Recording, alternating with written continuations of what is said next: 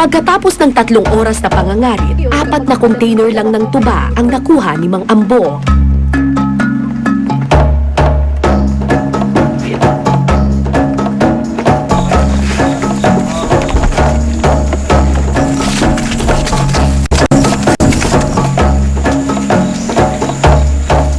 Sa gitna ng gubat kami dinala ng kabayong may dala ng tuba. Dito, isang lumang pugon ang tumambad sa akin. Pamilyar sa akin ang pugon na iyon. Ito na ang lutuan.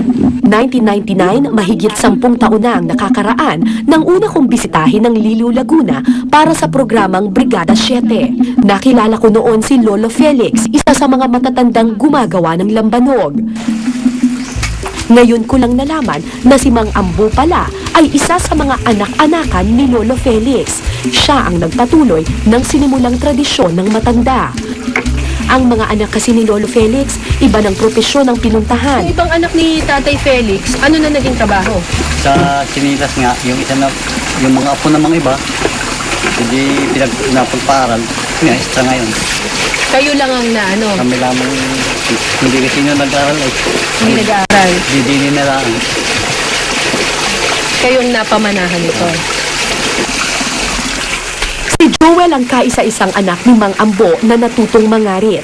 Siya ang magmamana ng pugong ito. Pero tulad ng ibang mga ngarit, nais na rin ni Joel na matapos na sa kanya ang tradisyon. So, kapag nagkapamilya ka, tapos nagkaroon ka ng anak na lalaki, Hindi ko pag-aaralin mga rin. kasi, Mahirap maging gaya ko. bakit? Sa bayan na sila mag-aral. Yan. 12 container ng tuba ang kailangan para makapagluto ng lambanog. Matapos ibuhos ang tuba sa pugon, pakukuluin ito.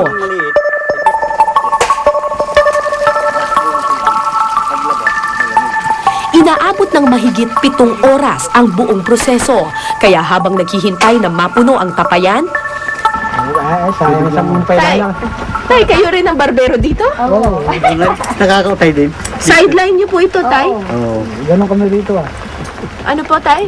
habang ang ibang kalalakihan naman, Yun ang sideline. Ngayon, habang wala silang ginagawa, hinihintay lang nilang tumulo yung lambanog, maghanap daw sila ng pampulutan kasi syempre may iinumin sila mamaya. Kaya anong pulutan mamaya? Ay, Diyos ko. Yung lulumbo. Bubuyog. Yung anak ng Jollibee to eh. Yung anak daw ng Jollibee. hindi ko lubusang maintindihan ang sinasabi ni Joel. Kaya nagulat na lang ako nang makita ko ang kanilang pinupuntirya. Ayun! Kita ko na!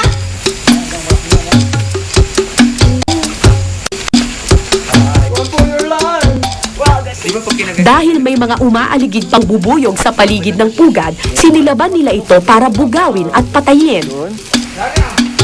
Yari na yan. Patay na. Patay na yan. Patay na yan.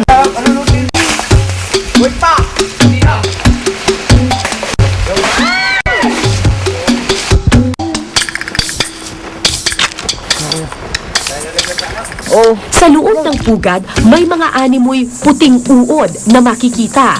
Mga anak ng bubuyog na hindi pa nagkakapakpak. Ito nanay. Oo. Dito yung mga boy.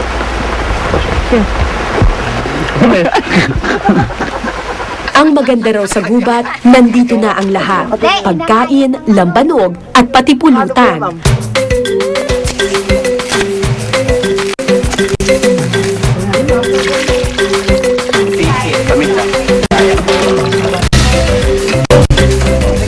Makalipas ang ilang minuto, luto na ang pulutan. Ching yan. Nagumpay! Ayos! Nagumpay. Nakakuha mo panlasa. Ale! Hindi yung matira ninyo yung amin. Masarap Ayun yan. ang kutsara, oh. Mamaya ko Dito mo lagay dito. Oo, sige. Ay, kumarinig ka nga. Masarap naman eh. Masarap. Masarap talaga yan. Kailangan lang hindi ko talaga iisipin. Oo. Okay, Joe, patulak kayo. Si Joe. Simpleng pagkain, simpleng buhay. Sapat na raw ito para makalimutan nila ang peligro ng trabaho. Anong pinakamasarap na parte ng buhay ng isang mangangarit? Di, nangarap kami. Pagkatapos, happy-happy kami ganito.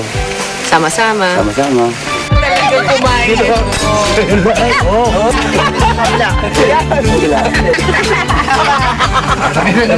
Pagkatapos kumain, tamang-tama at natapos na rin ang pagluluto ng lambanog. 12 container ng tuba ang inilagay sa pugon at nakagawa ito ng 14 na galon ng lambanog.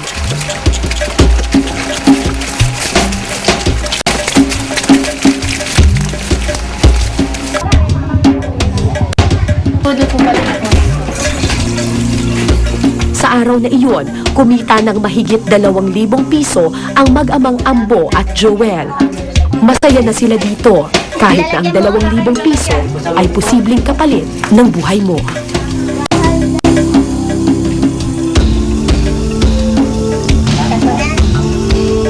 Malaki nga akong kita. Ang problema nga naman, yung malaki ang kita nyo, alangan ng buhay nyo.